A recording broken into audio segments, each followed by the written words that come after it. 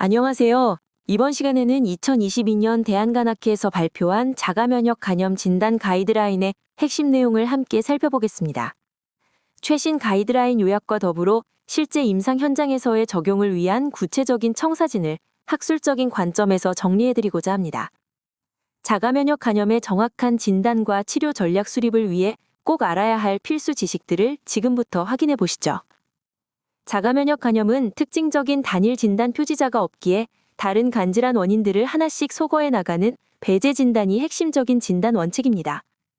보시는 바와 같이 바이러스성, 알코올성, 약물성 손상 등 주요 요인들을 철저히 필터링해야만 비로소 AIH 의심군을 정확히 선별할 수 있습니다. 즉, 다른 모든 가능성을 과학적으로 배제하는 과정이 진단을 위한 가장 중요한 첫 단추가 됩니다. 진단을 지탱하는 세 가지 핵심 축은 임상소견, 자가항체, 그리고 병리소견으로 구성됩니다.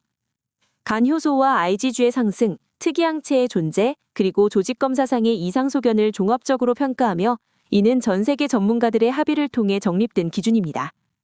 원인 미상의 간질환이 의심될 때 자가면역 간염을 진단하는 알고리즘은 먼저 자가항체와 혈청 IgG 수치를 확인하는 것에서 시작합니다. 검사 결과가 불확실하더라도 의심이 지속된다면 추가 항체 검사와 간 조직 검사를 거쳐 정밀하게 진단하며 AIH가 확진되면 유도요법을 시행하게 됩니다. 만약 결과가 모호하다면 중복증후군이나 약인성 간 손상 가능성을 고려한 간별 진단 과정이 반드시 필요합니다. 자가면역성 간질환의 전형적인 소견으로는 AST, ALT, 그리고 IgG 수치의 뚜렷한 상승이 관찰되는 반면 담즙 정체 효소는 정상이거나 미세한 상승에 그치는 특징이 있습니다. 하지만 전체 환자의 약 10%, 특히 급성 환자의 경우 IgG 수치가 정상일 수 있으므로 이를 진단 배제 사유로 삼지 않도록 주의해야 합니다. 이러한 임상적 예외를 염두에 두고 다각도로 혈청학적 지표를 분석하는 것이 정확한 진단의 핵심입니다. 자가면역성 간질환 진단의 핵심인 자가항체 프로파일 매트릭스를 살펴보면 1차적으로 ANA와 SMA 검사를 시행하며 고역과 ANA가 동반될 때 진단 가치가 매우 높습니다.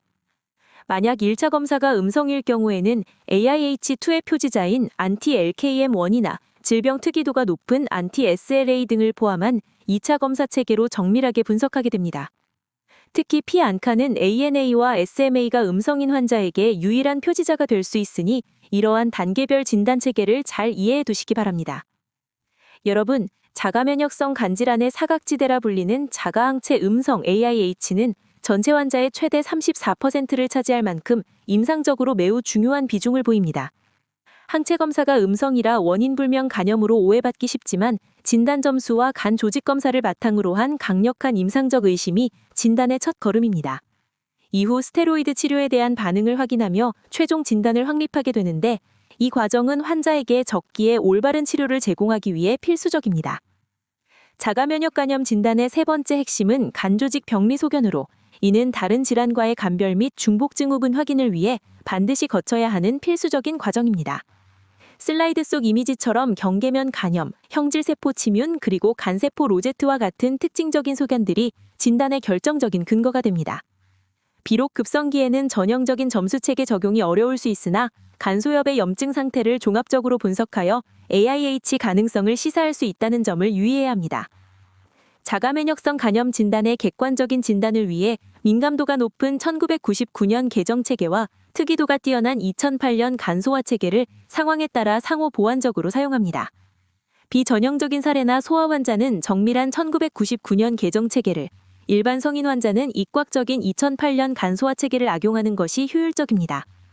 따라서 간소화 체계 점수가 낮더라도 질환이 의심된다면 반드시 1999년 개정 체계로 재평가하여 진단의 정확성을 확보해야 합니다. 1999년 개정판과 2008년 간소화판의 능력을 비교해보면 세밀한 항목을 평가하는 1999년판은 민감도가 100%에 달하여 환자를 놓칠 위험이 거의 없다는 강점이 있습니다. 반면 2008년판은 핵심 4개 항목에 집중해 특이도가 99%로 매우 높지만 비전형적인 환자 진단에는 다소 한계가 있어 상황에 따른 적절한 선택이 중요합니다. 두 진단 체계의 장단점을 명확히 이해하고 임상 데이터의 근거에 유연하게 적용하는 것이 필요합니다. 자가면역 간질환인 AIH, PBC, PSC는 각각 독립된 질환이지만 그림과 같이 이들이 겹쳐서 나타나는 중복 증후군이 존재합니다. AIH-PBC 중복은 파리 기준에 따라 간 수치와 항체, 조직 소견을 종합적으로 진단하며 AIH-PSC는 AIH 기준을 충족하면서 영상이나 조직 검사상의 담관에 이상이 동반되어야 합니다. 복잡한 임상 양상에 보이는 만큼 각 질환의 진단 기준이 어떻게 교차 적용되는지 정확히 이해하는 것이 중요합니다. 자가면역성 간염과 유사한 양상을 보이는 약인성 간 손상은 병리학적 감별이 매우 까다롭기 때문에 체계적인 3단계 접근이 필요합니다. 우선 약제 중단 후 호전 여부를 살피고 호전이 없어 스테로이드를 투여한 경우에는 중단 이후의 경과를 면밀히 관찰해야 합니다. 만약 간 수치가 정상으로 유지되면 약인성 간 손상으로 확진하며 간 수치가 다시 상승한다면 자가면역 간염을 시사하므로 주의해야 합니다. 정확한 AIH 진단을 위해 임상의, 병리 전문가 그리고 진단검사 이학 전문가가 긴밀히 소통하는 다학제적 트라이앵글 체계가 무엇보다 중요합니다. 현재 국내 조직검사 시행률이 75%를 넘지 못하는 상황이라 정확한 감별 진단을 위해 금기가 없는 한 적극적인 조직검사와 전문가 간의 유기적인 협업이 필수입니다. 이 세 영역의 전문성이 하나로 모일 때 비로소 진단의 완성도를 높이는 핵심 열쇠를 쥐게 된다는 점을 꼭 기억해 두시기 바랍니다. AIH 진단의 핵심은 특이 마커가 없기에 타 간 질환을 우선 배제하고 임상 소견이 전형적이더라도 반드시 조직 검사를 병행하여 진단의 정확도를 높이는 것입니다.